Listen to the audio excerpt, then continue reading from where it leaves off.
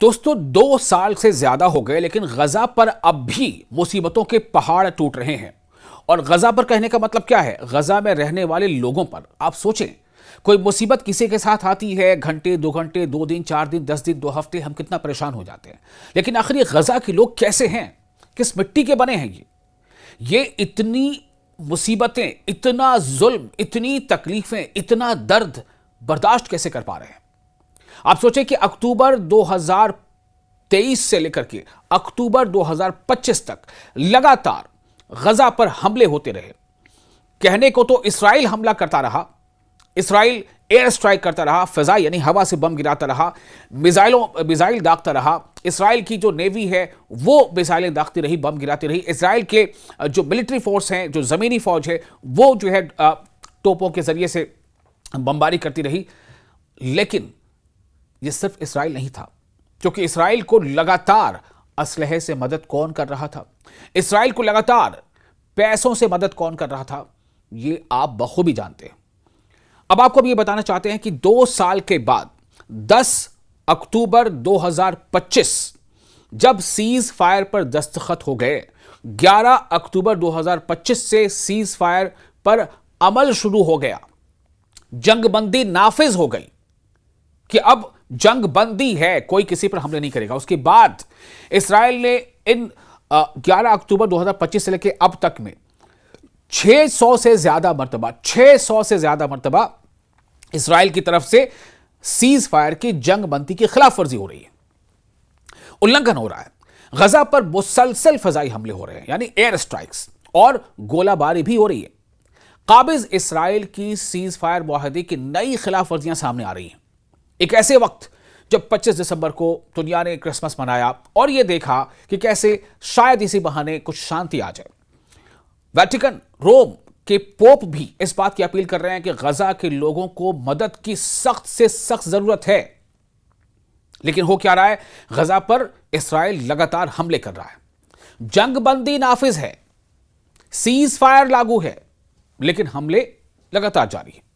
काबिज इसराइल के जंगी तैयारों ने, यानी फाइटर जेट्स ने, शनिचर की सुबह भी गजा के जनूबी हिस्से में, जनूबी मतलब सदर्न पार्ट में, जनूबी हिस्से में वाक़े शहर खान यूनिस के मशरक़ी इलाकों को मुसलसल फ़ज़ाई हमलों का निशाना बनाया। इन हमलों के साथ साथ तोपखाने की शदीद गोलाबारी और काबिज इसराइली अस्करी यानी मिलिट्री व्हीकल्स की जानिब से अंधाधुंध फायरिंग भी की गई। यानी आसमान से भी गोले बरसाए जा रहे हैं, तोपों से भी गोले बरसाए जा रहे हैं, और जो अलग मिलिट्री व्हीकल्स हैं उनसे गोलियां चलाई जा रही। किन पर? गजा के लोगों पर।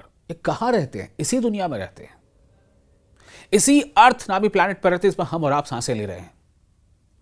हम सब जानते हैं कि दर्द क्या होता है, तकलीफ क्या होती है, ठंड क्या होती है, मुसीबत क्या होती है, जख्म क्या होता है, घाव क्या होते हैं, हाथों पैरों का कट जाना क्या होता है, आंखों से अंधा हो जाना क्या होता है, भूख से पेट जब बिल्कुल कहते हैं ना, भूख से जब आप परेशान हो जाए, ऐसा लगता है कि बस अब कुछ बचा नहीं है, अब पेट जो है वो पीठ में सट चुका है, उस हालत में जिंदगी जीना क्या होता है।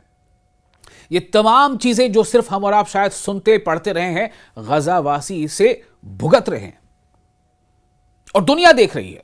दुनिया ने सीज फायर करवा दिया, लेकिन दुनिया की हिम्मत हो रही है उन बड़े ममालिक की, क्या यह मंशा है, यह नियत है कि इसराइल हमला ना करे? अगर यह मंशा होती तो इसराइल हमले क्यों करता?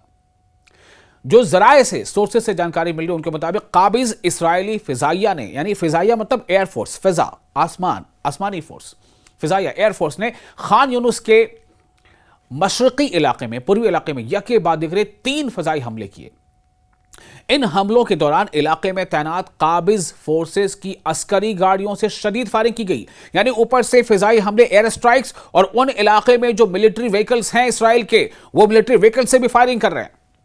जबकि जनूबी गजा, जनूबी यानी नॉर्थ साउथ, शुमाल जनूब, सदर्न दक्षिणी गजा की फजाओं में जंगी तैयारों की यानी फाइटर जेट्स की भरपूर परवाज भी जारी रही। एक तो गजा के लोग फिलहाल मौसम के मार झेल रहे हैं, जबरदस्त बारिश हो रही है, ठंड जबरदस्त पड़ रही है, बारिश कभी होती है कभी रुक जाती है, लेकिन ठंड जबरदस्त है। और उनकी जिंदगी कैसे गुजर रही है? टूटे फटे खेमों में, टेंट में, क्योंकि बिल्डिंग्स, उनके मकानात तो इसराइल ने तबाह कर दिए हैं बम गिरा गिरा करके। तो टेंट, खेमा जो लगे हैं वहां पर वो फट चुके हैं, कई टेंट फट चुके हैं। अब खेमे में आप पानी घुसने से कैसे रोक सकते हैं? क्योंकि जमीन के सतह के बराबर वो खेमे बनते हैं, वो खेमे बनते हैं, वो टेंट लगते हैं। पानी खेमों के अंदर चला जा रहा है, बच्चे पानी में खड़े होकर ठिठुर रहे हैं, कपड़े कंबल भीग चुके हैं। ये हालात है, बिजली का कोई खास निजाम नहीं है, और ट्रकों पर इमदादी सामान, दुनिया के तमाम वो लोग जो इंसानियत का दर्द समझते हैं, एनजीओ के जरिए से सामान भेजा है उन्होंने, लेकिन रफा क्रॉसिंग से उधर इसराइल उसे गजा तक पहुंचने नहीं दे रहा है। 600 ट्रक को गजा के अंदर दाखिल होने की शर्त थी इस जंगबंदी में, लेकिन 150 से 200 ट्रक ही वो अंदर आने देता है। उसे भी रास्ते में इसराइली सेटलर्स जो यहूदी आबाद हैं वहां पर फिलिस्तीनी जमीनों पर, वो उसमें से भी लूटमार मचा लेते हैं। तो वसती गजा यानी सेंट्रल गजा में काबिज इसराइली हेलीकॉप्टरों ने अलब्रिज कैंप के मशरकी इलाकों को निशाना बनाते हुए फायरिंग की, जो काबिज इसराइल की मुसलसल जारहियत का हिस्सा है।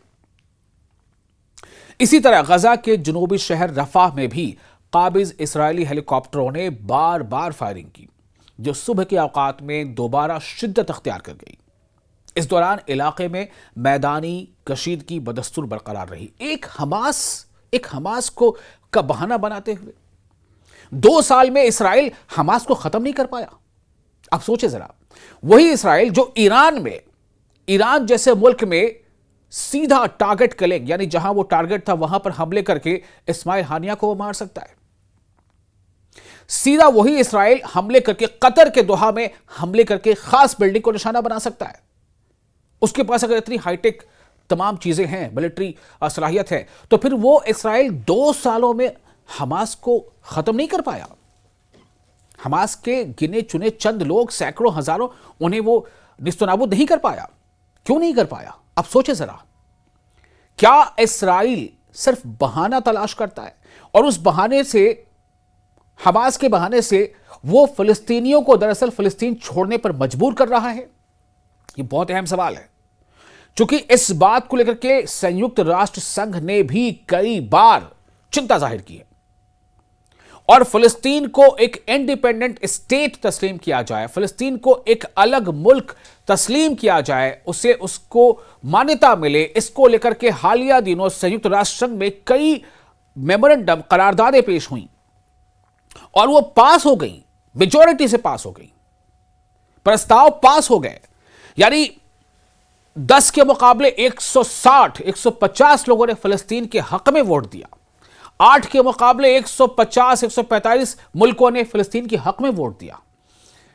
लेकिन क्या कहीं ना कहीं जो खुद को सुपर पावर कहने वाली मुल्क है, देश हैं, उनकी ये बिगॉटरी है, उनका ये दोमुहा रवैया है कि कहते कुछ और करते कुछ है। गजा शहर में भी, जी हां, गजा शहर में भी जो भी हालात आपको बता रहे हैं, गजा शहर में भी काबिज इसराइली हेलीकॉप्टरों ने मशरकी इलाकों पर, पूर्वी इलाकों पर शदीद फायरिंग की, जबकि तोपखाने से शहर के मशरकी मजाफात को निशाना बनाया गया। महाज जंग के आदाद शुमार के मुताबिक काबिज इसराइल की जानिब से सीज फायर मुआहिदे के निफाज के बाद से अब तक की मुसलसल उल्लंघन, खिलाफ वर्जियों के नतीजे में गजा में 400 से ज्यादा फिलिस्तीनियों की जानें जा चुकी हैं। जंगबंदी के दौरान की यह बात बता रहा हूं आपको, 400 से ज्यादा फिलिस्तीनी मारे जा चुके हैं, जबकि 1000 से ज्यादा, तकरीबन 1200 से ज्यादा अफराद जख्मी हो चुके हैं। काबिज इसराइली फौज 10 अक्टूबर से नाफिज सीज फायर मुआहिदे की, हालांकि कुछ रिपोर्ट्स में 10 अक्टूबर का जिक्र आता है, कुछ रिपोर्ट में 11 अक्टूबर का जिक्र आता है।